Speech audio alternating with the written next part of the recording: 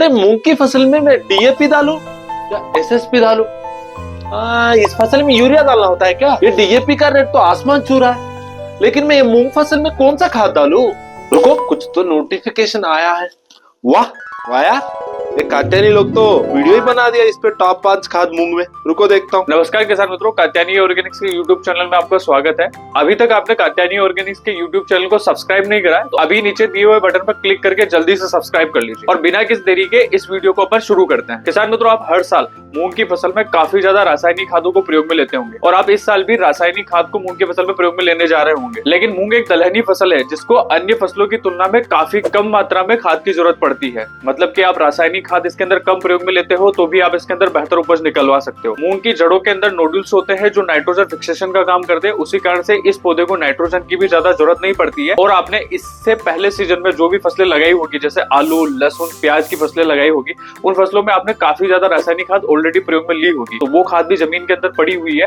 अगर पौधे की जड़ों का अच्छा विकास होता है और उसके अंदर नाइट्रोजन फिक्सेशन अच्छे से होता है तो मूंग की फसल को रासायनिक खाद की बहुत ही कम मात्रा में जरूरत पड़ेगी। मूंग की फसल में इस साल आपको रासायनिक खाद की तुलना में ऑर्गेनिक खादों के ऊपर जाना चाहिए, यानी कि ऑर्गेनिक खाद को आपको प्रयोग में लेना चाहिए। ऑर्गेनिक खाद की अगर मैं बात करूं तो आपको ऑर्गेनिक पोटाश, प्रोम, माइक्रोराइजा और स्टार बेस्ड फर्टिलाइजर को प्रयोग में लेना चाहिए। इन खादों में कोई भी हानिकारक केमिकल नहीं होता है, जिससे आपकी मिट्टी की उपजाऊ क्षमता भी बेहतर बनी रहती है और फसल का उत्पादन भी शानदार देखने को मिलता है। और ये ऑर्गेनिक खाद खर्च में भी कम रहती है और ये मिट्टी की संरचना को सुधारने में भी मदद करती है। मतलब कि आप जो रासायनिक खाद डाल रहे हो उस कारण से मिट्टी की उपजाऊ क्षमता कम होती है, उर्वरा शक्ति के ऊपर उसका काफी ज्यादा नकारात्मक प्रभाव पड़ता है। वहीं अगर आप ऑर्गेनिक खाद प्रयोग में लेंगे तो ये मिट्टी का पीएच को सुधारेगा, मिट्टी की जल धारण क्षमता को सुधारेगा, जिससे आपका खर्च भी कम लगेगा और आप अच्छा मुनाफा भी फसल से कमा पाएंगे। किसान मित्रों, वीडियो में हम आगे बढ़ते हैं और अब बात करते हैं आखिर में मूंग की फसल को नाइट्रोजन युक्त फर्टिलाइजर की सबसे कम जरूरत क्यों पड़ती है,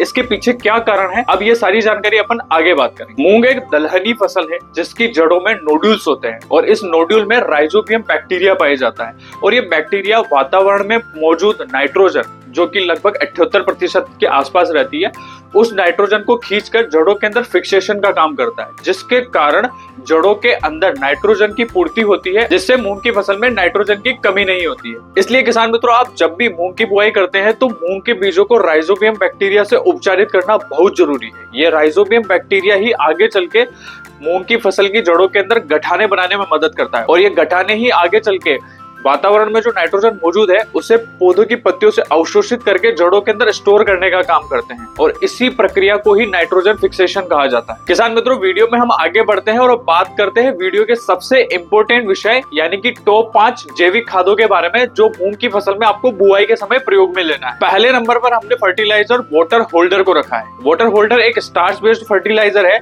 जिसके अंदर पानी सोखने की क्षमता काफी शानदार रहती है। ये अपने भार का 400 गुना तक पानी अपने अंदर स्टोर कर लेता है और जब भी पौधे को जरूरत पड़ती है तब ये पानी को पौधे को सप्लाई करता है। तो आपको बुआई करते समय मिट्टी के अंदर इसको मिला के दे देना है। वाटर होल्डर को देने के बाद में एक तो मिट्टी की नमी जो रहेगी वो ज्यादा दिनों तक बनी रहेगी और पौधे की जो बढ़वार ग्रोथ जो है वो भी काफी शानदार देखने को मिलेगी। और इस वाटर होल्डर के अंदर एक और खास बात होती है कि ये पानी को अपने अंदर सोख के रखता है। मतलब आप जब भी सिंचाई देते हैं तो हल्की जमीन में पानी नीचे बैठ जाता है, तो अगर आपने वाटर होल्डर उसके अंदर डलवाया है तो ये मिट्टी के अंदर ऊपर की सतह पर नमी अच्छे से बनाए रखेगा, जिससे पौधे के अंदर आपको काफी बढ़िया शानदार बढ़वार देखने को मिलेगी। किसान मित्रों, दूसरे नंबर पर हमने ऑर्गेनिक पोटाश को रखा। ऑर्गेनिक पोटाश एक ऑर्गेनिक बेस्ड फर्टिलाइजर है। आप जो रासायनिक खाद जो प्रयोग में लेते हैं जैसे एमओपी, एसओपी, इसकी जगह पे आपको ऑर्गेनिक पोटाश को प्रयोग में लेना है। ऑर्गेनिक पोटाश आपको रिजल्ट में भी काफी शानदार देखने को मिलेगा और इसके अंदर कोई भी रासायनिक केमिकल नहीं होने के कारण ये मिट्टी की उर्वरा शक्ति को भी नुकसान नहीं पहुंचाएगा, बल्कि इसके मिट्टी के पीएच को सुधारने में मदद करेगा। ऑर्गेनिक पोटाश को मूंग की बुआई के लिए आपको 50 से 100 किलो प्रति एकड़ के हिसाब से प्रयोग में लेना है और ये ऑर्गेनिक पोटाश आपकी मूंग की फसल के अंदर दाने में चमक, दाने की मोटाई और ओवरऑल पैदावार बढ़ाने में काफी अच्छे तरीके से मदद करेगा। किसान मित्रों, तीसरे नंबर पर हमने प्रोम को रखा है। जैविक खाद में प्रोम आपके लिए बेहतर ऑप्शन हो सकता है। प्रोम का मतलब होता है फॉस्फोरस रिच ऑर्गेनिक मैन्योर। किसान मित्रों, बीते कुछ सालों में फॉस्फोरस बेस्ड फर्टिलाइजर जैसे DAP, 12-32-16, 12-61-0 जैसे केमिकल फर्टिलाइजर की काफी किल्लत देखने को मिल रही है। और अगर ये खाद मिलती भी है तो इसका रेट काफी ज्यादा महंगा रहता है, उस कारण से सभी किसान इसे खरीद नहीं पाते। तो इस समस्या का सबसे बेस्ट ऑप्शन है प्रोम, यानी कि फॉस्फोरस रिच ऑर्गेनिक मैन्योर। अगर आप इस खाद को प्रयोग में लेते हैं तो ये आपकी फसल के लिए काफी शानदार रिजल्ट तो देके जाएगा ही है, और इसका रेट भी काफी कम देखने को मिलता है। प्रोम के अंदर फॉस्फोरस की मात्रा लगभग 8 से 10% तक पाई जाती है। वहीं अगर आप केमिकल फर्टिलाइजर जैसे DAP, 12-32-16 इसके अंदर अगर आप जो भी केमिकल फॉस्फोरस होता है वो पौधे को बहुत स्लो उपलब्ध होता है, मतलब कि उसके अंदर मात्रा भले ही कितनी पाई जाए, आप जमीन में जब डालोगे तो पौधे को बहुत धीरे धीरे करके उपलब्ध होता है, जिस कारण से उसके रिजल्ट आपको काफी धीरे देखने को मिलेंगे। वहीं अगर आप ऑर्गेनिक प्रोम को प्रयोग में लेंगे तो इसके अंदर जितना भी फॉस्फोरस अवेलेबल रहता है वो पौधे को आसानी से उपलब्ध हो जाता है, जिस कारण से इसके रिजल्ट आपको जल्दी देखने को मिलेंगे।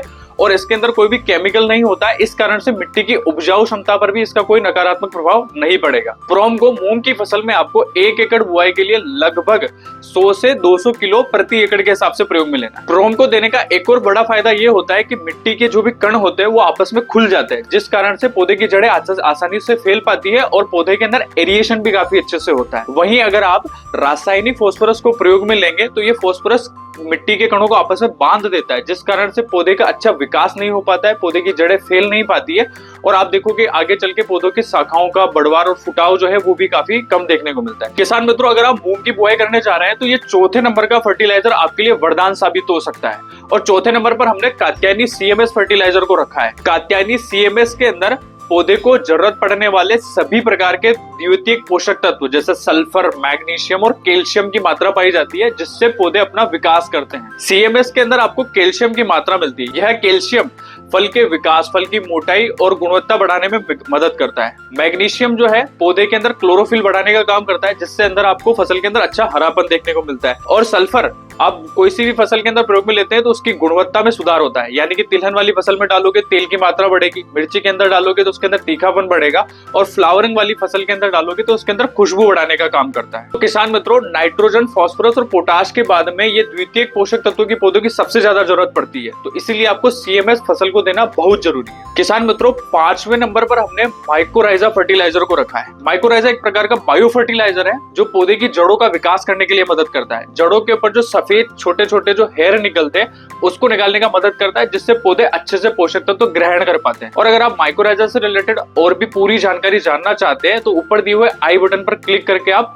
हमारी माइकोराइजा की पूरी वीडियो को चेक कर सकते हैं। तो किसान मित्रों, यही थे टॉप 5 ऑर्गेनिक फर्टिलाइजर यानी कि जैविक खाद, जिन्हें आपको मूंग की बुआई के समय प्रयोग में लेना है। अगर आपको वीडियो में दी गई सारी जानकारी अच्छी लगी तो इस वीडियो को लाइक करें, चैनल को सब्सक्राइब करना ना भूलें, और आप मूंग की सीरीज के अंदर इसी प्रकार का और कोई वीडियो देखना चाहते हैं तो नीचे कमेंट बॉक्स में जरूर पूछें।